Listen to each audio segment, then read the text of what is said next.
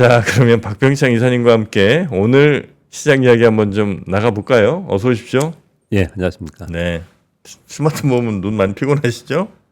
눈 아픕니다. 눈 아프시? 아 맞다 참 눈 안 좋으시잖아. 예. 그때 이런 거 루테인 같은 거 좀 드셔야죠. 그렇죠, 많이 먹어야 된다고. 네, 루테인 차지기. 예, 네. 오늘 뭐 일단 시작하기 전에 아까 뭐 부동산 가격 말씀 주셨는데요. 저는 부동산 얘기를 진짜 한 번도 언급을 한 적은 없습니다. 네, 다만 집은 투자 재테크를 하기 위해서 주입을 많이 하지 않습니까? 네. 그게 아니고 거주가 중요한 게 아니냐 이 정도의 의견을 좀 많이 갖고 있는데요. 이런 각도로 좀 말씀드려볼게요. 우리나라 아파트 뭐 또 포함 일반 주택 포함해서 네. 우리나라 가구 수하고 그 집하고 비교했을 때 집이 훨씬 많습니다. 가구 수보다. 네. 네, 가구 수보다 집이 훨씬 많아요. 아, 네. 뭐 102점 몇인가 네, 그럼에도 불구하고 예. 자기 집이 자가가 아닌 경우가 훨씬 많지 않습니까? 네. 물론 본인이 원해서 그렇지 않게 사는 분, 렌트로 사시는 분들도 있지만 원하지만 못 사는 분도 굉장히 많지 않습니까? 훨씬 많죠. 네. 결국 그것은 가격이 이제 높다는 얘기잖아요. 네, 네. 가격이 높은 이유는 투기가 거기 들어가 있기 때문에 그렇지 않습니까? 제가 실례를 하나 들어볼게요.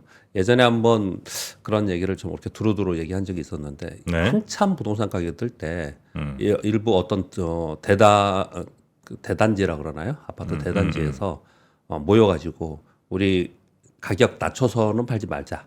아, 말자. 있죠. 또는 가격을 일정 가격 정도로 뭐 우리는 매도로 내놓자. 뭐 이렇게 하잖아요. 네. 그게 뭡니까? 그게 주가 조작하고 똑같이 부동산 가격 조작인 거예요. 그래서 제가 그걸 되게 많이 그때 주장을 하고 그랬었는데 네. 그거 다 처벌해야 된다. 아. 그렇게 아니, 한번 그러네, 진짜. 생각한 적이 있었는데요. 네, 네, 네. 부동산 얘기하면 화가 많이 나요, 진짜로. 보면은 지금 아까 말씀 주셨는데 네, 네, 네. 서울 인근에 뭐 서울 안 사시는 분들도 있겠지만은 서울 인근 주변 지역의 아파트도 신규로 짓는 아파트들이 30평 정도 되면 한 10억 정도 이렇게 됩니다.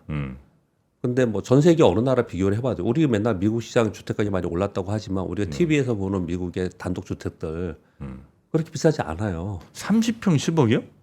주변도 경기 주변도 그래요. 아, 경기 주변도. 예, 경기. 맞아. 예, 서울에서 서울. 진짜 찾기가 어려워요. 서울 인근도 그렇습니다. 근데 네. 서울에도 뭐 그런 부분이 그런 데가 있긴 하죠. 어디 가야 돼? 예, 근데 부동산 가격이 그렇게 오르는 뭐 굉장히 많이 올랐고 이거는 우리 이 동양적 사고 방식에서 그런 부분이 있지 않습니까? 네. 우리 렌트의 방식이라 하지 않잖아요. 우리가 주택을 렌트라고 얘기를 하면은 제가 이제 공식적인 자리에서 오늘 처음 이런 얘기를 하는데 이 사적인 자리에서 유럽이나 미국처럼 렌트 개념으로 가야 되는 거 아니냐 얘기를 많이 하거든요. 네. 국가가 소유하고 이런 얘기를 하면 공산주의냐 이런 얘기를 많이 해요. 음. 근데 분명한 것은 그걸 가지고 막 찬성하는 사람이 있고 반대하는 사람이 있고 지금도 댓글 잘 보이지는 않지만 싸우겠지만 네. 분명한 것은 집값이 너무 비싸서 우리가 그걸로 인해서 살기가 힘들고 그것으로 인해서 인플레이션이 많이 발생하고 하는 거를 인정을 해요 모두 다. 근데 그럼에도 불구하고 집값이 왜 올랐냐 왜 떨어졌냐 집값이 올라야 된다 이런 싸움을 막 하고 있거든요. 그런 걸 다 빼더라도 네. 아까 정프로님 오시면서 진짜 저 마음속에 그런 마음이 있거든요. 부동산의 부가가치, 부동산 가격이 오른 거에서 부가가치가 뭐가 생겨요? 부가가치 생기는 것은 아니지 않습니까? 그러니까. 근데 그쪽에 자금 쏠림이 생기면서 그쪽에 엄청난 자금이 있는 상태에서 있으니 당연히 부가가치가 더 생성되면서 있을 기업이나 아니면 다른 분야의 생산적인 활동이나 이런 부분들이 그것으로 인해서 자금 활동이나 뭐 자금 여력이 더 없어진다는 부분이 있을 수 있는 거지 않습니까? 네. 제 부자도 아니고 그리고 제 나이에 또 제 형편에서 뭐 주제 넘은 소리일지 모르겠지만 이거는 많은 분들이 비슷하게 생각을 해요. 이론적으로는 비슷하게 생각하면서 현실적인 문제이기 때문에 내가 집을 사려고 하는 사람은 쌌으면 좋겠고 가지고 있는 사람은 집값 떨어지는 거 싫고 네. 그것으로 인해서 정책이 나오면 그거 가지고 맨날 싸우고 이러고 있는 상황인 거거든요, 우리나라가. 네. 그리고 하나 더 말씀을 좀 드리면요.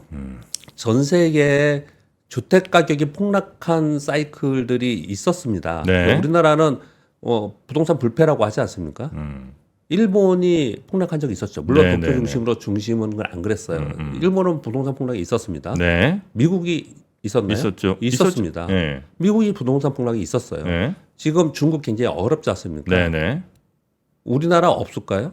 그냥 맨날 부동산 불패라고 얘기하면서 부동산 쪽만 이렇게 얘기하는 좀 얘기 많이 있는데 똑같은 개념으로 똑같은 사이클을 보고 또는 그쪽도 재테크의 자금이 투기 자금이 들어와서 그런 형성이 됐다라는 부분들을 생각해 보면 결국은 이거는 우리들의 심리로 인해서 만들어 놓은 거일 가능성이 상당히 높아요. 네네네. 물론 물가가 올라서 원자재 가격이 올라가고 인건비가 올라서 맞습니다. 기본적으로 건축비가 높다는 건 맞지만은 우리나라 부동산 가격이 너무 비싸다라는 걸 아니야 우리나라 부동산 가격이 오늘 비싼 거 아니야 싼 거야 라고 얘기할 수 있는 사람이 있습니까?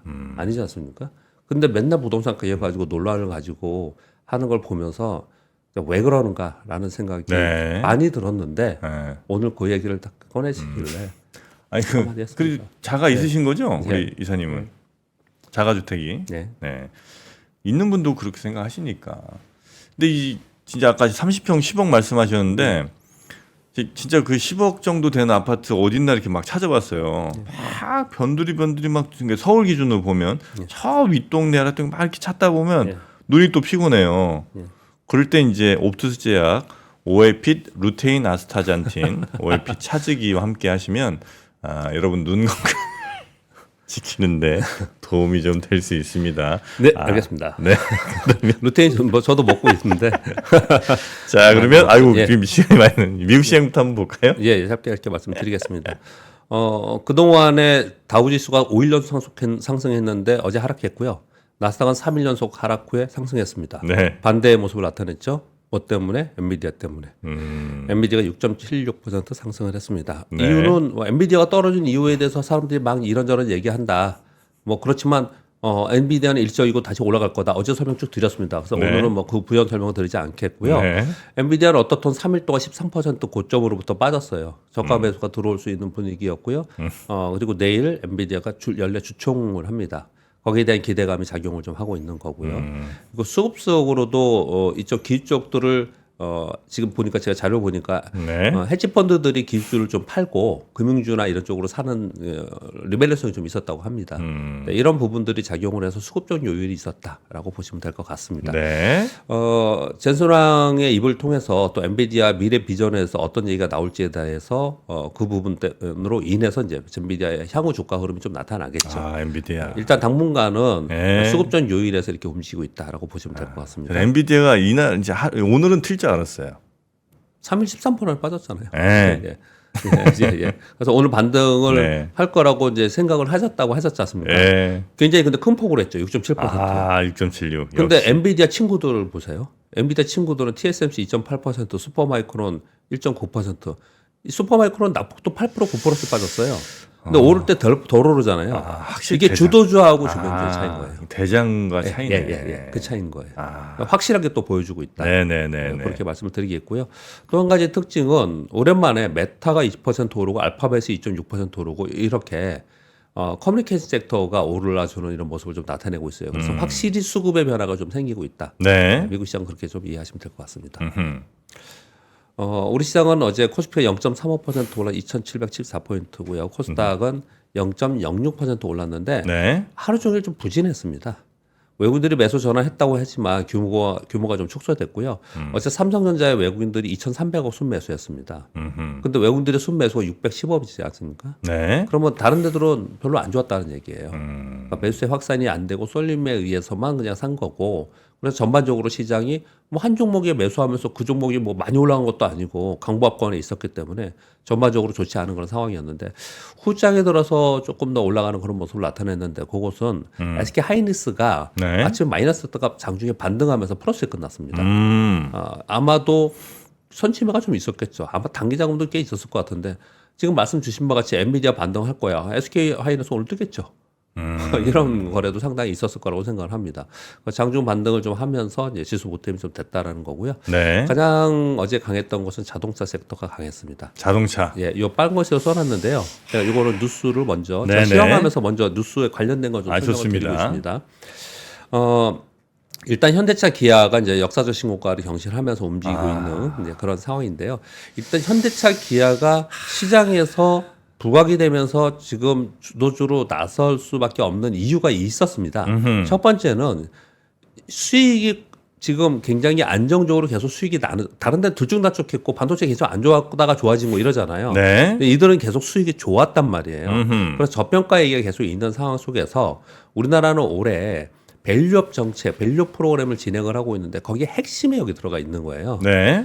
왜냐하면 수익이 나 있기 때문에 그리고 여기서 PBR 1은 현대차가 만들겠다 이런 얘기를 지금 하고 있는 그런 상황인 거고 거기에 아까 공 기자님 전해주신 대로 분기 배당을 한단 말이에요. 네. 밸류 프로그램에 들어가 있는 기업들이요.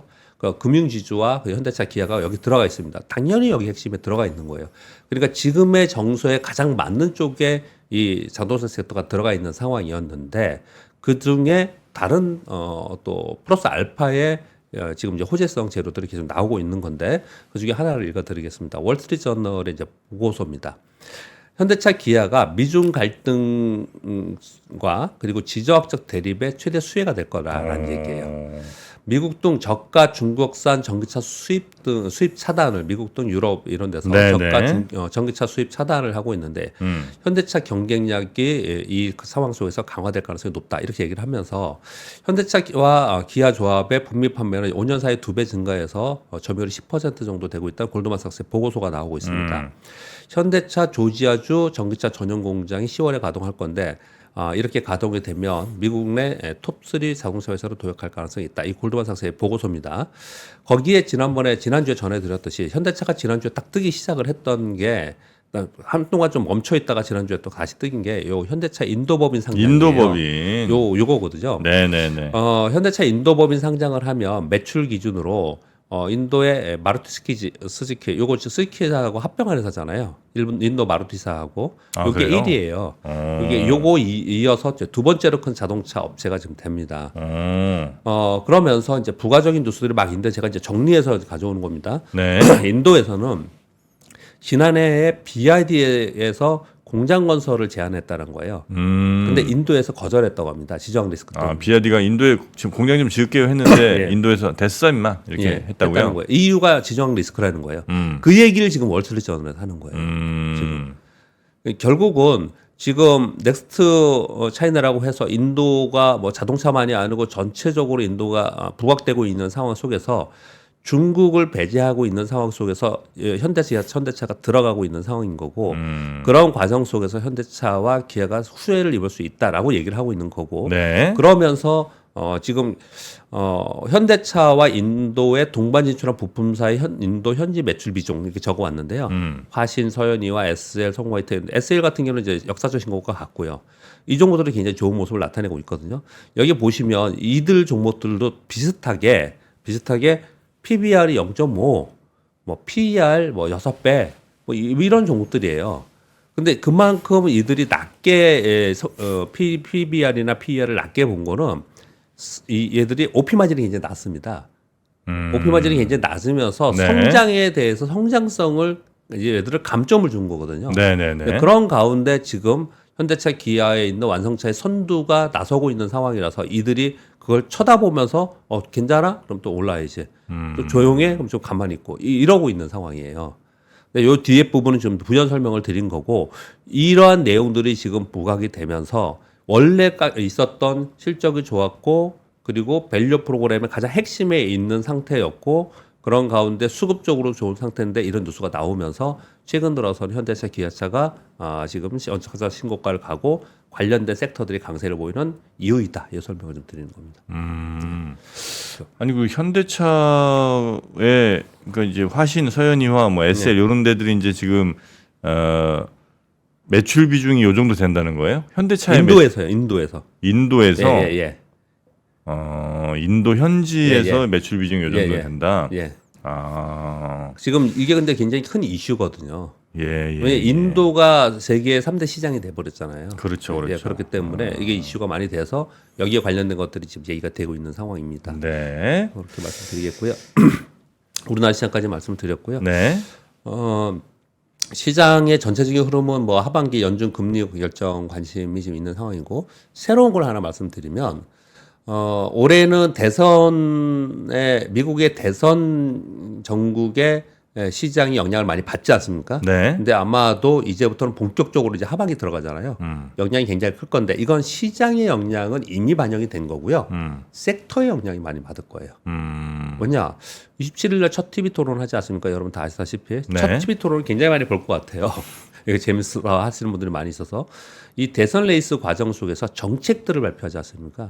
이것에 따라서 섹터가 움직일 가능성이 굉장히 높습니다. 그래서 하반기 내내는 아마도 미국 대선 과정 중 정책이 나오는 거 이미 많이 발표를 했고 그것을 TV 토론을 해서 계속 이제 언론에 노출이 되겠죠. 네. 네, 그러면서 시장에는 섹터별로는 이제 영향을 많이 받지 않을까 그렇게 생각을 좀 하고 있고요. 페덱스가 호시적 발표를 했는데 시간에 플러스 15% 지금 현재 되고 있고요. 요거는 우리 시장하고 아주 크게 움직이는 건 없어요. 근데 네. 두 번째 리비안이 지금 시간에서 40% 이상 폭등하고 있는데요. 폭스바겐에서 최대 50억 달러, 물론 기간이 한 3년 있습니다. 50억 달러 투자한다라는 이제 보도가 나오면서 시간에서 폭등하고 있어요. 지금 미국에 스타트업에 있는 전기차 기업들이 뭐 부도나고 이랬다는 뉴스를 지금 전해드리고 있잖아요. 그런 가운데 리비안도 굉장히 어려운 상황에 있었거든요. 보통 리비안을 어떻게 표현하냐면 테슬라의 대항마 이렇게 표현하지 않습니까? 여기도 굉장히 재정적으로 좀 어려운 상황에 있었는데 폭스바겐에서 투자를 한다라는 게 굉장히 호재이죠. 큰 지금 호재이죠. 미국 전기차 회사들 다 주가 박살 났잖아요. 예, 예. 거의 뭐 90%막 이렇게 맞습니다. 빠졌던데 예. 보니까. 근데 리비안도 꽤 많이 빠졌을 건데. 그럼요. 예. 근데 이제 폭스바겐에서 예. 들어온다고 하니까 40%가 오른 거예요. 예, 예. 시간에서 지금 40% 오르고 있습니다. 그 본장에서도 올랐어요. 이 종목이. 그래서 이건 개별 종목의 이슈이긴 하지만 우리는 왜 이게 중요하냐면 우리나라 굉장히 예민하잖아요. 테슬라 움직이면 우리나라 전기차나 뭐 그 2차 전지 오르고 막 이러지 않습니까? 근데 이 뉴스는 우리 시장에 영향을 좀 줄 수 있어서 그래서 한번 가져와 봤습니다. 아, 리비안이 차는 이쁘게 만들던데. 네, 차는 이쁘게 만들어요, 리비안. 보니까. 뭐 폭스바겐에서 투자한 이유도 있겠죠. 전략적 투자를 분명히 하겠죠. 뭐 그렇게 말씀을 드리겠고요. 네. 자, 우리 시장은 좀 맨날 제가 데일리 하니까 비슷한 걸 안 하고 그래도 좀 다른 걸 해보려니까 찾는 거예요. 네. 우리 코스피 대비 코스닥이 굉장히 약하죠. 네. 코스닥은 지금 연간 지수 수익률이 마이너스 2.84%입니다. 어저께까지. 근데 더 우리 당황스러운 거는 이제 상반기 내내 봤더니 상반기에 오른 종목이 495개인데 하락 종목이 1,150개예요. 상반기에. 하락 종목 수가 훨씬 많은 거예요. 2배나 많습니다. 네. 그런 가운데 하락한 종목들의 평균적인 낙폭을 봤더니 마이너스 15%예요. 마이너스 50% 나는 종목들도 있고 마이너스 1% 나는 종목도 있겠죠. 근데 평균적으로 봤더니 마이너스 15%였던 거예요. 하락 종목 평균이 예. 이렇게 많아요? 이렇게 커요? 왜냐하면 50% 나는 종목이 많잖아요. 40% 50% 나는 종목이 올해. 와. 코스닥에 보면은. 근데 그러니까 상대적으로 우리 코스닥은 개인 투자들의 순매수가 훨씬 더 세지 않습니까? 예. 이쪽이 거래가 많아요. 그런데 굉장히 어려운 시장에서 우리나라 미국이나 전 세계 시장에서 우리나라 시장이 어렵다고 그랬잖아요. 근데 우리나라 안에서도 코스피보다 코스닥은 훨씬 더 어려운 시장에서 지금 거래하고 있었다라는 거예요. 근데 이거는 이렇게 어려운 거는 아주 드문 경우입니다. 이것도 드문 경우예요. 네. 그런데 이렇게 된 이유는 여러분 다 아십니다. 일단 외국인들이만 우리나라 지금 사고 있습니다. 네. 기관들은 계속 팔고 있고요. 근데 외국인들은 삼성전자와 수출 대형주만 사고 있습니다. 이쪽 왜냐면 수출주가 더 수출 대형주가 이익을 더 많이 내니까 이쪽만 계속 사고 있는 상황인 거고 외국인들은 또 보통 보면은 프로그래머로 사니까 대형주 위주로 많이 샀습니다. 예. 그리고 지금 우리나라는 이슈는 삼성전자하고 밸류업이 가장 큰 이벤트라고 계속 설명을 드리고 있잖아요. 밸류업 정책의 반영은 코스피에서 주도하고 있습니다. 코스닥이 아닌. 그러니 그렇죠. 전체적으로는 수급은 저쪽으로 쫄려가고 있는데 국내 기관들은 정말 얄밉게도 코스닥을 산 적이 없어요. 계속 팝니다. 네. 반년 내내 계속 팔고 있는 네. 상황이에요. 그러니까 수급도 굉장히 안 좋은 상황에서 이쪽이 완전히 찬밥이 된 상황이 돼버렸어요. 지금. 예. 근데 뭐 늘 말씀드리지만 이건 영원하지는 않아요. 네. 지금 구간에서 이렇다라는 거예요. 그래서 이것을 가지고 자, 이 코스닥이 이렇게 상대적으로 낙폭이 있고 상대적으로 어려운 적이 있었는데 그만큼 코스닥은 또 등락폭이 심하잖아요. 이만큼 많이 또 안 좋았기 때문에 좋아지면서 올라올 때 굉장히 세다 이런 표현을 좀 쓰거든요. 근데 지금 상황은 그러기에는 단기간에 좀 어려운 상황으로 많이 보여져요. 왜냐하면 네. 시장이 지금 올라갈 수 있는 우리가 그 모멘텀을 두 가지뿐이 안 보잖아요. 삼성전자와 그리고 반도체와 그리고 밸류 프로그램 보는데 이 두 가지 대형주 쪽에 많이 들어 있는 거거든요. 코스닥이랑 별 상관 없죠. 뭐 이게. 예, 그러니까 코스닥은 정말 개별 종목을 잘 집어서 종목 싸움을 해야 되는 그런 상황이 지금 되고 있는 네. 거기 때문에 왜 상대적으로 보면은 대형주 사신 분들이나 미국 시장 사신 분들은 상대적으로 지금 체감이 굉장히 좋은데 전체적으로 우리나라에서 코스닥도 사고 코스피도 사고 이렇게 좀 갖고 계신 분들은 어제도 한 번 하고 오늘 방송 보실 건데 이렇게 같이 상담을 좀 했는데 수익이 안 나요. 또는 조금씩 계속 빠집니다. 이제 그랬던 이유를 좀 설명을 좀 드리는 거고요. 네. 이런 것들이 일방적으로 한쪽으로 치우치면 또 이제 풀어지는 과정이 좀 있거든요. 그걸 좀 기다려야 되지 않을까라고 생각을 좀 하고 있습니다. 네. 코스피 어렵다. 우리 시장은 뭐 개별 종목 장이다. 결론은 뭐 그런 시장 얘기입니다. 네. 지금 아까 제가 말씀드리기를 우리나라는 지금 하반기에 시장이 기대하는 반도체와 밸류 프로그램이라고 말씀드렸는데요. 그 반도체의 함의는 뭐냐면 올해 우리나라 기업의 이익이 늘어난다는 거예요. 기업이 이익이 늘어나는 거는 수출 대형주 위주로 늘어난다고 말씀을 드렸지 않습니까? 네. 미국협회에서 2024년 올해 상반기 수출입 평가 및 하반기 전망 보고서를 내놨습니다. 올해 6,900억 달러로 사상 최대 수출이 이루어질 거다. 이렇게 전망을 좀 내놓고 있습니다. 작년 말보다 수출 증가율 1.6% 상향 조정, 전년비 9% 증가한 거예요. 수입은 1% 증가해서 무역 수지는 약 410억 달러 플러스로 전망하고 있고요. 네. 그 최선두에는 물론 뭐 화장품 있는데 좋지만 이제 비중 때문에 이런 겁니다. 숫자 때문에 숫자가 훨씬 이쪽이 높으니까 네. 반도체, 자동차, 선박이 있다 이렇게 얘기를 하는 거거든요. 근데 가만히 생각해 보면 지금 현재 시장의 주도고도 얘네들이죠. 얘네들이 지금 주도로 좀 움직이고 그렇죠. 있는 거거든요. 네. 그러니까 결국은 시장은 이익을 추종하는 걸로 또 같이 가는 거죠. 일시적으로 그렇지 않은 경우도 있겠지만 또 한 가지 이 뉴스를 보면서 우리가 알 수 있는 부분은 수출이 계속 증가한다는 거잖아요. 그것도 사상 최대가 된다는 거잖아요. 네. 거기에 환율하고 수출이 사상 최대인데 환율하고 비교를 해봤을 때 이거 지금 달러 베이스 아닙니까? 네. 그럼 환율로 봤을 때 우리나라 기업의 수출 대형주들의 이익이 올해 많이 느는 거예요. 그만큼 늘면 뭐가 올라야 돼요? 주가. 주가가 올라야 되잖아요. 네. 근데 못 오른다라고 계속 얘기를 지금 하고 있는 상황이지 않습니까? 근데 이런 데이터를 보면서 각 증권사 하우스에서는 그래서 목표 지수를 지금 올리고 있는 그런 상황인 거예요. 그래서 지금 걱정은 우리가 분위기 좀 잡아가고 있는데 미국이 확 빠질까봐 걱정인 거지. 네. 우리나라 시장에서 어떻든 위쪽을 자꾸만 바라보는 그런 심리는 조금씩 생긴다. 이 말씀을 제가 계속 연속해서 드리고 있는 겁니다. 네. 그리고 엔화가 지금 저기 오타가 나왔습니다. 이거 큰 오타인데 죄송합니다. 260엔이고 160엔이죠. 160엔. 예, 260엔. 숫자는 네네네. 못하면 안 되는데 죄송합니다. 네, 이거는 160엔. 160엔에 임박해서 재무성 장관이 24시간 언제라도 적절한 조치를 취할 준비가 됐다. 미국과 일본의 통화 당국은 정책 논의를 긴밀하게 연락을 하고 있는 상황입니다. 그래서 블룸버그에서 언제나 개입할 수 있다. 지금 계속 시그널을 주는 거예요. 외환 시장의 투기 자금이 가장 큽니다.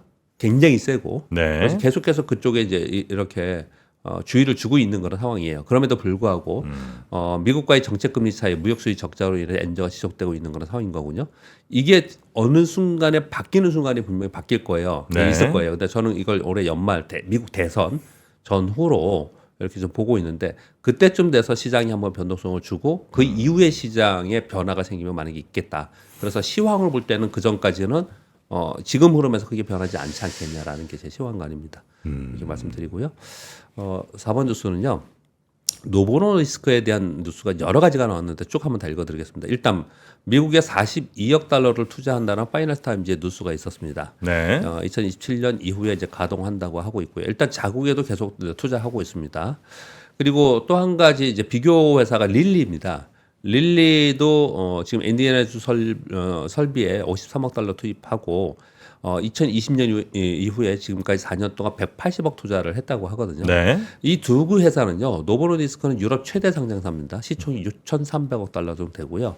릴리는 미국 8위 상장사입니다. 시총이 8,400억 달러 됩니다. 야. 우리 맨날 기술주만 보잖아요. 네. 근데 바이오에는 시가총액이 1조 달러 이제 갑니다. 얘네들이 이제 와. 이 분위기가 자, 이러고 있는 상황인데 어제 로이터발 그리고 한경제 뉴스가 나왔는데요. 노보노디스크의 위고비 있잖아요. 위고비가 중국 시판 승인이 났다고 합니다. 이게 두 번째 뉴스이고요. 다 중국에서 시판 승인. 예, 스핀 승인이 났다고 합니다. 그리고 지금 네 가지 뉴스라서 다 먼저 전해드릴게요. 위고비의 핵심 성분인 뭐 저는 이쪽 전문가는 아니니까 또 세마글루타이드와 오젬픽이라는 성분 명입니다. 요게 특허를 내잖아요. 특허 만료라는 게 뭔지 아시죠? 특허 만료가 그럼 제네릭이 나오잖아요. 네. 특허 만료가 중국은 2026년, 유럽은 2031년, 미국은 2032년이라고 해요.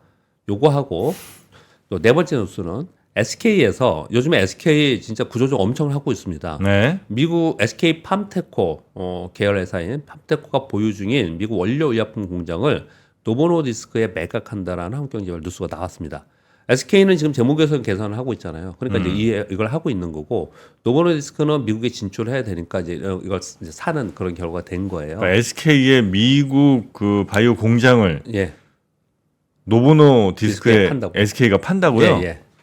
아 그래요? 그래서 이것도 알짜고 성장 산업이라고 그랬는데 이것까지 파냐 뭐 이런 비슷 보도들이 아. 나오고 있는 그런 상황이 있거든요. 네. 자, 이거는 이제 SK는 왜 그런지 우리 다 아시잖아요. 이제 흐름을 다 아시니까.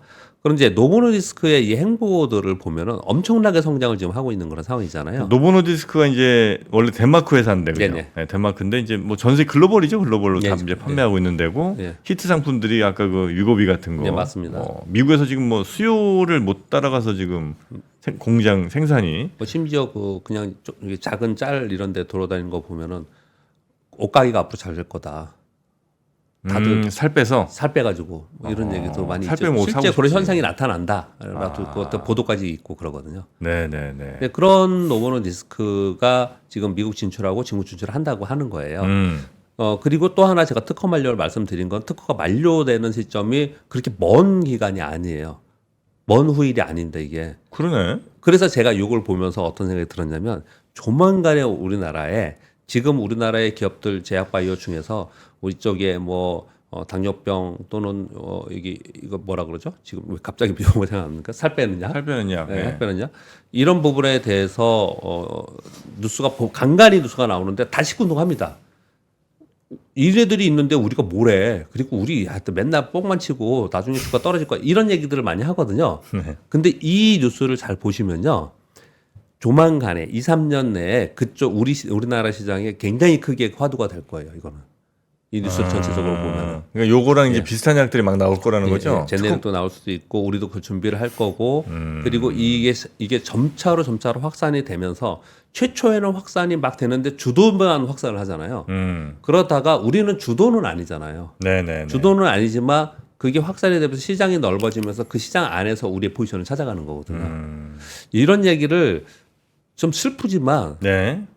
이렇게 설명하는 사람들도 있긴 하던데 그냥 보는 사람이 설명이 아니고 우리 AI 있잖아요. 네. AI 하드웨어 주도 못했잖아요. 그리고 그 거대 언어 모델 뭐 이런 거 우리 주도 못했잖아요. 네. 이제 시작을 해서 어마어마하게 성장을 하고 있는데 네. 우리 주도 못해가지고 맨날 후발로 가야 되느냐? 그런데 어느 순간에 우리한테 기회가 일정 정도 포지션이 있지 않겠냐라고 한번 그때를 노려보자 이런 사람들도 있거든요. 지금 얘기하다 갑자기 그 생각이 들었는데요. 네. 지금 그쪽 AI 쪽도 그런 상황인 걸로 좀 생각이 들어요. 그래서 애플이 가장 수혜가 되지 않을까라는 생각도 좀 되고요. 근데 애플 갑자기 그냥 얘기한 건데 제가 보도 뉴스 때문에 얘기한 건 아닌데 애플 관련 뉴스가 좀 있었고요. 데이터 센터를 대만에 건설한답니다. 애플이 예. 대만에 예. 올해 연말 이전에 한국에 해야 되는 거 아닌가? 대만에 한다고 하고요. 그리고 아이폰 공장 폭스콘 공장에 공장 자동화로 인해서 50% 인력 감축 목표를 하고 있다는 뉴스가 있고요. 7번 뉴스가 재밌어서 이것만 좀 말씀드리겠습니다. 시간이 이렇게 됐지만 네. 최근에 엔비디아 주가 빠진 게 내부자들이 매도해서 그렇다는 뉴스가 막 나오거든요. 아이씨. 그쪽도 막 얘기가 나와요. 그런데 네. 보세요. 실제로 팔았습니다. 6월 11일 날 마크 이사는 47만 주, 6월 7일 날 텐치콕스 이사는 10만 주, 6월 20일 날 젠스랑 CEO가 24만 주, 그리고 CFO가 그 다음날 곧바로 10만 주. 이게 주가가 굉장히 좋을 때 팔았어요. 3천 얼마야? 야, 그러면 주가가 많이 올라서 이제 더 못 올 거라고 팔았느냐가 아니라는 거를 메리츠 증권에서 차트로 설명을 해주고 있습니다. 이거 뭐 세금 때문에 그래요? 그게 일부는 원래 일정에 팔려고 하는 부분도 있었고 일정이 돼서 뭐 스톱옵션 받았거나 이런 것들 일정이 있었고 또 일부는 세금 문제 지났긴 했는데 뭐 그런 부분도 설명을 하고 있고 또 일부는 주가 많이 올랐으니까 내가 갖고 있는 거 조금 팔아야겠다 이런 것도 있을 수 있다라는 거예요. 그런 게 있는데 주가가 많이 올라와서 내부자가 이제 더 못 올라 해서 답한 건 아니다라는 설명을 하는 건데 이 차트가 뭐냐면요. 밑에 파란 선이 엔비디아 주가예요. 메리츠 증권에서 이 보고서 나온 겁니다. 위에 있는 건 뭐냐면 이 막대 그래프가 엔비디아 내부자들의 그러니까 매부자가 매도한 순매도 금액입니다. 금액. 이 금액이 엄청 크죠, 요번에. 근데 그래서 엄청 판 것 같잖아요. 네. 그동안에 중간중간 팔았다는 설명을 드리는 거예요. 이번에만 파는 게 아니고. 이렇게 팔았는데 엄청 많이 팔았다고들 인식을 하려고 하는 것 같은데 실제로 보면 밑에 있는 거 뭐냐면 엔비디아 내부자 거래 순매도 주식수입니다. 네. 주식수는 훨씬 작죠. 잘 보시면 이 회색 선이 주식수입니다. 판 주식수예요. 아, 금액이 이제 지금 워낙 많이 올랐으니까 커 보이긴 하는데 주식 숫자로는 얼마 안 되더라. 요번에 주식수 판 거는 과거에 이 밑에 가격이 있을 때부터 판 거에보다 훨씬 작은 거예요. 아니 이렇게 많이 팔았는데도 남아있다는 게 참 신기하네. 팔 주식이 남아있나? 조금씩 파는 거지. 야금야금 이렇게. 아, 그래요? 필요한 사람 팔고 세금 낼 때 팔고 이렇게 팔지 않습니까? 근데 저는 혹시 뭐 성과급을 주식을 받았는지 이것까지는 제가 모르겠습니다. 네. 미국은 그런 것도 많이 하니까. 여튼 간에 예전에 비해서 지금 판 규모는 그렇게 크지 않다. 근데 주가가 많이 올랐기 때문에 부각이 된 거다. 네. 그리고 금액이 큰 거는 주가가 많이 올랐기 때문이다. 메리츠 증권에서 그렇게 일종의 반박성일 수도 있어요. 근데 이걸 걱정을 많이 하니까 그런 내용들이 좀 나와 있더라. 재미있는 차트가 있어서 한번 가져왔습니다. 네. 네. 자, 그러면 엔비디아 뭐 뉴스만 보고 굉장히 화가 났는데 뭐 그렇게 화낼 뉴스는 또 아닌 것 같기도 하고요. 네, 말씀 네, 들어보니까 주식 숫자가 판 주식 숫자가 과거에 쭉 팔던 거랑 뭐 크게 차이가 있는 것 같지는 그냥 팔던 겁니다. 오히려 좀 적어진 것 같기도 하고요. 다만 이제 금액으로 보니까 조금 많아 보이는데 워낙 주식이 많이 올랐기 때문에 그렇게 좀 보일 수 있다. 또 워낙 관심들을 지금 많이 갖고 있기 때문에 옛날엔 뭐 한 5년 전에 젠수랑이 뭐 10만 주 팔았다고 해도 아무도 관심 없었겠지만 지금은 이제 관심이 많이 좀 집중되어 있는 그런 상태인 것 같습니다. 자, 그러면 우리 박병창 이사님 요즘에서 보내드리고요. 이 반도체 특히 엔비디아 관련돼서 뭐 반도체 또 AI 반도체 이쪽의 흐름 어떻게 되는지 전문가 모시고 이야기 나눠보도록 하겠습니다. 조심히 들어가시고요. 몸 건강하시고요. 내일 뵙겠습니다. 감사합니다. 고맙습니다. 박근영, 이선영, 사경인, 염승환 투자 마스터들의 세심한 케어로 건강한 투자 습관을 만드세요. 3프로 멤버십 3프로 앱에서 확인하세요.